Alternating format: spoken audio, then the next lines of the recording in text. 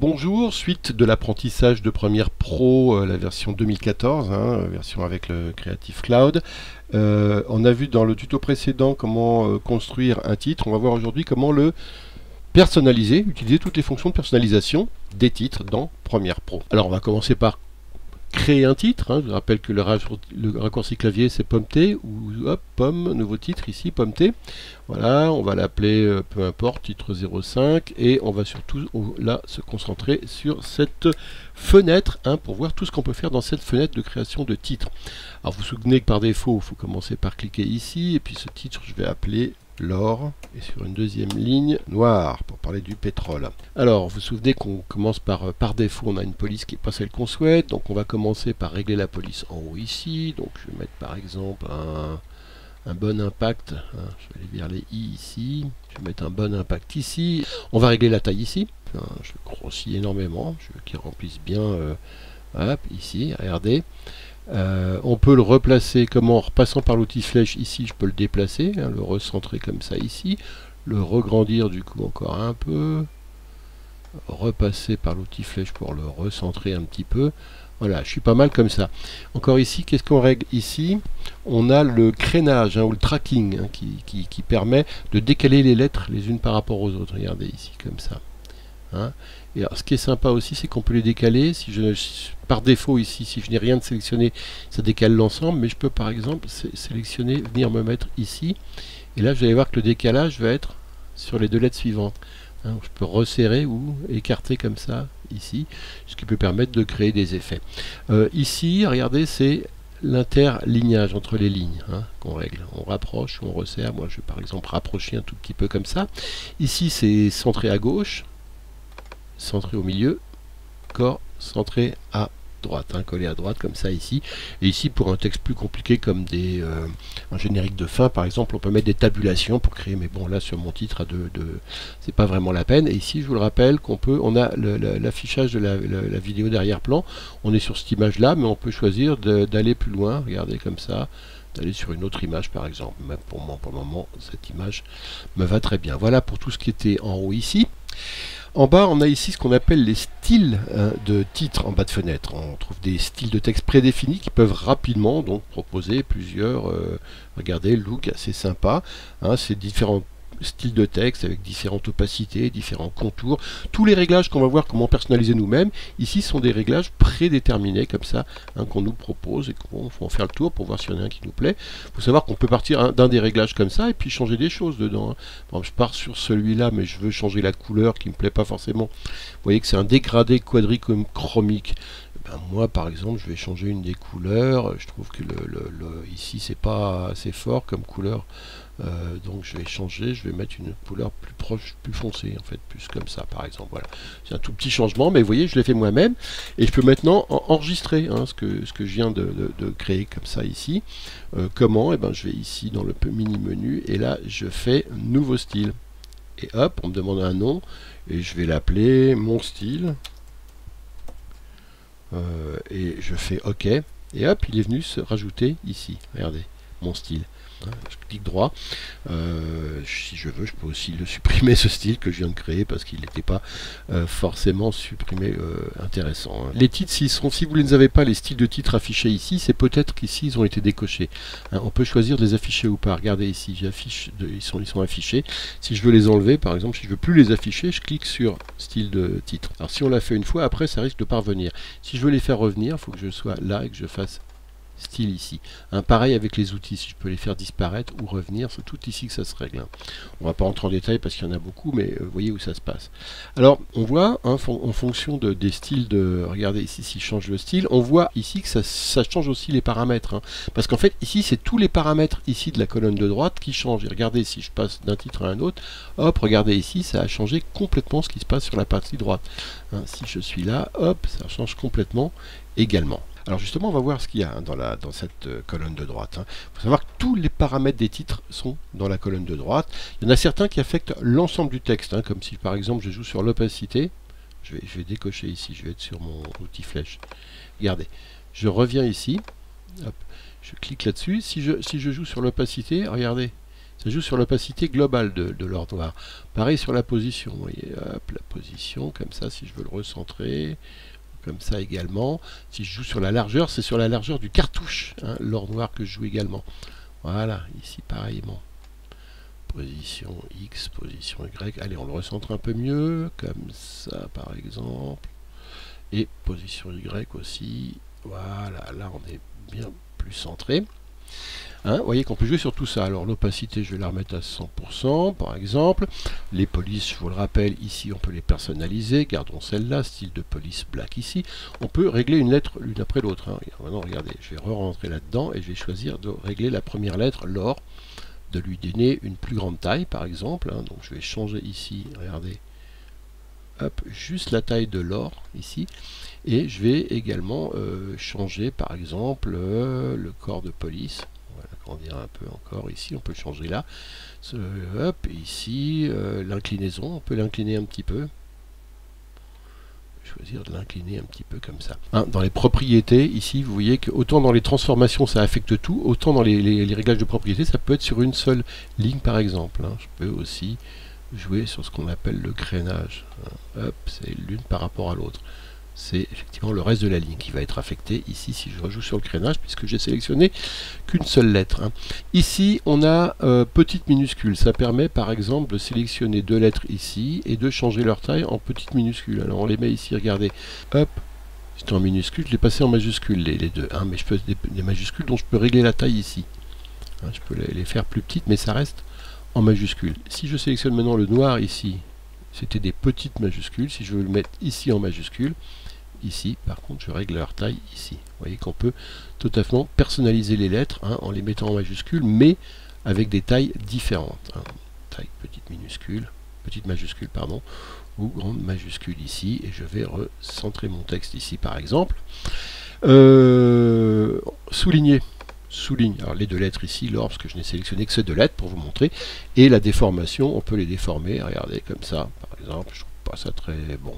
Ça peut être un genre, mais voilà. Je suis pas un grand adepte des lettres déformées, moi. Donc je vais remettre ici à 0 et ici à 0. Maintenant, on va voir les fonds. Alors les fonds, ils peuvent être soit pleins ici, hein, le fond des deux lettres l'or par exemple, ou on va revenir sur la majuscule pour le moment. Soit c'est plein, soit ça peut être par exemple un dégradé linéaire. Dégradé linéaire, il y a quoi? Alors il y a une ligne en haut qui nous montre le résultat du dégradé, c'est la ligne noire pour le moment, et deux petits pots qui sont chez les deux couleurs qui peuvent composer le dégradé. Le dégradé linéaire, il est entre deux couleurs. Par exemple ici, au lieu du noir, on va choisir quelque chose dans les oranges, un peu foncé comme ça. Et sur l'autre ici, hein, on va choisir un orange sur cette couleur-là, un truc qui va plus tirer sur le jaune, hein, jaune très clair comme ça, voilà. Jaune très vif même par contre, comme ça. Voilà, et donc vous voyez que j'ai ce dégradé entre cette couleur un peu argentée et cette couleur jaune ici. Alors regardez ce que je fais, mon dégradé il peut être serré, si je rapproche les pots, le dégradé il est en fait très rapide, hein. On passe d'une couleur à l'autre très rapidement. Si j'écarte les pots par exemple, au contraire, vous voyez ici le dégradé il est plus lent. On peut, alors le dégradé, vous voyez, régler aussi à partir de quel moment, où il se place. Il se place plutôt vers le haut ou vers le bas de la lettre. Hein, on peut régler tout ça en écartant les pots, comme ça. Le dernier pot sur lequel je suis, j'ai cliqué ici, c'est ce qu'on appelle la couleur d'arrêt. Je peux changer ici encore une fois sa couleur, mais ça je l'ai déjà fait, mais je peux changer surtout son opacité ici. Regardez, et passer dans la transparence. Après, si je reviens sur l'autre pot, je peux faire la même chose avec l'autre couleur. Régler son opacité ici. Hein. Donc je vais plutôt me mettre à 100%, mais vous voyez qu'on pourrait dire que le jaune, par exemple, il est à un peu moins, on va le mettre à 53% d'opacité. Alors l'angle, cette fois-ci, c'est l'angle du dégradé, hein, voyons qu'on peut voyez, lui donner un angle, plutôt qu'il soit droit comme ça, et changer un petit peu nos petits pots, parce que pour le moment, on a, voilà, comme ça. Et puis, répétition, alors là, c'est pas mal, on peut répéter le dégradé, alors ça peut créer des effets rapidement, regardez. Ça, on va jusqu'à 20, hein. Il y a 20 dégradés différents, et là, ça crée une zébrure, au lieu d'être un simple dégradé. Et on peut jouer entre 0 et 20, comme ça, et créer des effets complètement différents de dégradés. Là j'en ai 1, là j'en ai 2, là j'en ai 4, etc., etc. On peut essayer autre chose maintenant, on va essayer sur noir, non on va essayer sur l'or ici, on va essayer un autre dégradé. on a vu qu'on avait des dégradés radiaux aussi qu'on pouvait faire. Hein. Donc comme ça, je choisis ici une couleur. Alors on va prendre rouge ici hein, pour vous montrer vraiment rapidement et noir pour l'autre. Donc le dégradé radial entre le rouge et le noir, vous voyez, c'est que plutôt que... Il faut que j'enlève le contour intérieur parce qu'il y a un contour qui nous gêne là. Mais vous voyez, on voit que le dégradé du fond, on n'a que le fond et regardez, on peut jouer sur un dégradé comme ça, des couleurs comme ça. Hein, avec encore une fois, on peut jouer sur, on va jouer le rouge, sur l'opacité du rouge, couleur d'arrêt, on peut la rendre plus ou moins opaque ou transparent et créer un effet complètement différent. Alors le rouge n'est pas forcément une couleur, plutôt que je sois dans une couleur plus proche de ce qu'on avait à côté. Voilà, mais vous voyez la différence qu'on a. Hein. Bon, on peut redonner un petit peu de densité, hein, comme ça, en remontant l'opacité de la couleur. On peut être aussi un dégradé quadrichromique. Alors, quadrichromique, ça veut dire qu'il y a 4 couleurs. C'est-à-dire que je peux vraiment avoir, au lieu du noir ici, avoir une troisième couleur qui va être un jaune, mais quand même assez foncé, comme ça. Et puis ici, plutôt que le même jaune, je peux avoir quelque chose qui tire plus vers le rouge, comme ça. Donc, vous voyez que ça va donner des choses plus complexes, hein, ici, des dégradés plus complexes avec lesquels on va pouvoir jouer. On peut prendre une couleur dans le fond. Regardez, si je veux utiliser aussi la couleur du fût ici, hop, il y a une des couleurs, ça va être le fût ici. Si je veux que le noir, plutôt que le noir ici, je vais prendre la pipette ici, et je vais piper, et je vais prendre la couleur du rouge ici, là, voilà. Voilà, je vais prendre cette couleur-là. Hein, vous voyez comment on peut créer des dégradés assez rapidement. Il y a une autre chose dont on n'a pas parlé, c'est le biseau. Alors le biseau, c'est pour donner un effet, on va l'appliquer par exemple à noir ici. J'enlève le contour intérieur pour le moment qu'il y a dessus par défaut, hein, à cause du modèle qu'on avait préchoisi. Et cette fois-ci, le fond, on va choisir, plutôt que plein, on va choisir un fond en biseau. Alors, couleur des tons clairs, on va revenir sur un jaune un petit peu comme ça, jaune orange, et couleur des tons foncés, on va être pas en noir, mais un jaune orange comme ça, un peu plus comme ça, un peu plus proche du noir, voilà, comme ça, plus foncé. Et maintenant, regardez si je joue sur la balance et la taille. On va d'abord jouer sur la taille. Regardez, là, si je grossis ici le biseau, vous voyez, ça donne un effet de relief, comme ça, à mes lettres, hein, le fait de mettre un biseau. Et la balance va jouer sur, regardez là, plus ou moins grosse. Hein. Voilà, mais là je suis pas mal, je trouve que j'ai bien donné mon effet.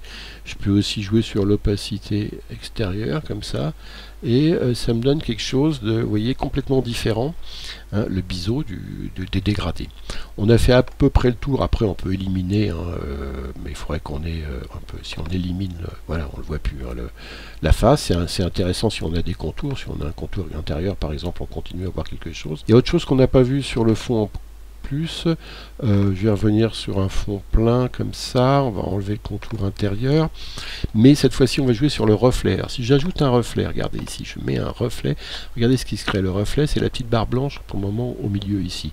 Alors on peut jouer sur sa couleur, mais le blanc me va, on peut jouer sur son opacité, on peut jouer surtout sur sa taille, hein, donc petit ou plus ou moins gros comme ça, et ensuite sur son décalage, c'est-à-dire qu'on peut le faire, hop, bouger un petit peu, là on va essayer de le centrer comme ça. Et on peut jouer également avec son angle, mais regardez, par contre, si on joue avec l'angle, c'est sur chacune des lettres, donc c'est pas très esthétique en fait, il vaut mieux le laisser, je vois, au point de vue comme ça.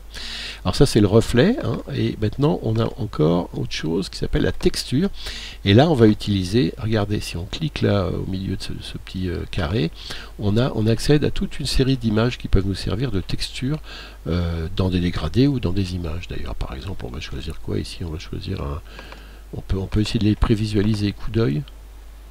Ouais, bon, c'est pas vraiment... Oh, pourquoi pas, ça peut faire un effet. Bon, par exemple, on va prendre celui-là. Et vous voyez, tout de suite, j'ai choisi, c'est un espèce de papier mural, une texture. Et la texture, elle peut tourner avec l'objet. Si, regardez ici, je fais tourner le fond. Rappelez-vous comment on fait... Si je fais tourner la lettre ici, inclinaison, si je fais tourner les lettres, regardez, la texture, elle suit... parce qu'elle est mise rotation avec l'objet ici. Hein. Si j'avais pas coché, la texture serait restée droite. On peut jouer avec l'échelle de la texture ici. Bon, face tronquée, horizontale. Bon, voilà, on peut grossir. Hein, la texture, vous voyez qu'on zoome un petit peu dedans, ici c'est pas forcément très visible mais je vous assure qu'on le fait, sur son alignement, c'est à dire qu'on peut décaler, hein, faire un décalage Y ou X, regardez ça bouge ici, vous voyez, pendant que je fais ça, enfin vous voyez tout ce qu'on peut faire avec la texture, qu'on va enlever pour revenir à ce qu'on avait avant. Et maintenant on va voir les contours, et alors là de la même manière que tous les réglages ici qu'on avait dans le fond, on peut retrouver les mêmes dans le contour. Pour ajouter un contour, là il y en a eu un, si je le supprime par exemple pour revenir à 0, par défaut vous êtes comme ça, il n'y a pas de contour. J'ajoute un contour intérieur, donc je fais ça, contour intérieur type bord, on peut encore faire un bord, soit autre chose, mais on va mettre un bord ici, taille, bon, taille, vous voyez, c'est un contour noir que j'ai mis, taille plus ou moins grande, comme ça, qui vient, il est intérieur parce qu'il mord à l'intérieur des caractères et pas à l'extérieur. Je peux jouer évidemment sur sa couleur ici, sur son opacité ici, et je peux lui ajouter un reflet, une texture, etc. Mais on ne va pas jouer à tout ça. On peut en ajouter un deuxième, et créer deux contours intérieurs différents. On ne va pas le faire là parce que quand même ça va être un peu longuet, mais on va ajouter un contour extérieur cette fois-ci, complètement différent. Au lieu qu'il soit noir par exemple, on va lui donner une couleur jaune. Hop, comme ça. Vous voyez, donc ça crée un jaune en plus, comme ça. Encore une fois, on peut jouer sur la taille, etc. On peut jouer sur son opacité, on peut jouer sur le type de fond, il peut être dégradé, etc. On va pas s'amuser à tout ça, on peut lui mettre un reflet, une texture. Voilà, ça c'est pour les contours extérieurs. Qu'est-ce qu'on n'a pas fait encore? Il y a l'ombre. Alors l'ombre, c'est un truc qu'on met souvent. Regardez, une petite ombre ici, on va essayer. Alors là, elle est un peu cachée par le contour extérieur. Il faudrait peut-être que j'enlève mes contours intérieurs et extérieurs. On va les enlever pour bien se concentrer sur l'ombrage, donc on les enlève ces deux contours. Et vous voyez notre ombre ici, on l'a, alors la taille, hop, de l'ombre, voilà. L'angle. L'opacité, généralement on met plutôt dans les 80, et puis diffusion également pour que ça fasse une ombre, voilà, un peu plus diffuse que. Et puis la distance, c'est important également, voilà. Voilà, ça c'est une vraie ombre, comme s'il y avait un soleil perché en haut à gauche. L'angle est très important également, regardez comme ça. Voilà. Donc voilà comment on crée une ombre également. Alors ça c'est vu, et il nous reste à voir quoi? L'arrière-plan. L'arrière-plan c'est très intéressant parce que soit l'arrière-plan c'est la vidéo, mais on peut aussi l'enlever. Par exemple, je crée un arrière-plan, donc j'enlève la vidéo, je désélectionne mes lettres ici pour qu'on voit bien. Et puis le type de fond, ici, il peut être encore une fois soit plein, soit dégradé, on peut se créer un dégradé 4 couleurs, etc. Mais on peut lui mettre un reflet, comme ça, regardez mon reflet, pour le moment il n'est pas terrible, c'est une petite ligne, mais si je joue avec tout ça, et notamment avec sa taille, regardez, je peux l'agrandir comme ça. On peut pas aller au-delà de 100. Bon. Le reflet, c'est pas forcément la bonne idée pour ça. Mais par contre, ce qui est une très bonne idée, c'est la texture. Parce que là, du coup, on va pouvoir aller chercher une image extérieure complète. Par exemple, ici, moi, j'aime bien la guitare. J'ai vu qu'il y avait une image de guitare électrique. Elle est où? Elle est là, voilà. Hop, j'aime bien la guitare. Même si ça n'a aucun rapport avec le sujet. Là, c'est pour s'amuser. Hop, vous voyez qu'on met une image de guitare derrière. D'ailleurs, qui vient aussi sur la vidéo. Et cette image, bien évidemment, on peut jouer avec, c'est-à-dire qu'on va jouer avec son échelle, on va jouer, elle peut être face tronquée ou texture. Hop, regardez ce que je change en texture, j'en ai plusieurs. Face tout court, là j'en ai qu'une seule. Horizontale, on peut jouer sur la taille. Verticale, ce sera plutôt comme ça, et puis je vais la baisser à l'horizontale. La positionner, donc on va la positionner, alignement. Et ici, je peux m'amuser à faire un décalage Y pour la remonter. Et vous voyez qu'ici, si je joue sur la taille, pour qu'elle soit à peu près réaliste, sa taille, il faudrait que je sois plus comme ça. Voilà, et puis décalage X, si je veux m'amuser à la voir dans un coin de l'image, simplement comme ça. Et face, tout court. Voilà. Vous voyez comment on peut jouer, avec l'alignement. Le mélange, ça veut dire quoi? Ça veut dire que je peux avoir un petit peu de la vidéo et regardez un peu de l'image, je veux dire, et sinon quelque chose de noir derrière, incruste de fond, c'est à dire que le fond reste derrière. Enfin, on peut jouer l'échelle alpha, ça veut dire qu'on peut jouer avec la transparence de l'image qu'on rajoute, vous voyez, comme ça, garder un peu de fond et avoir un peu d'image. Vous voyez qu'on peut faire pas mal de choses, ou alors on peut jouer avec le canal alpha ici, de dire je choisis d'avoir que du rouge, ou alors que du bleu, et du coup ça a enlevé le rouge qui va se mettre en transparence ici. Voilà à quoi on peut jouer avec ici toute la colonne de droite des styles. On a donc personnalisé les titres. Voilà, c'est tout pour aujourd'hui. Merci et à bientôt.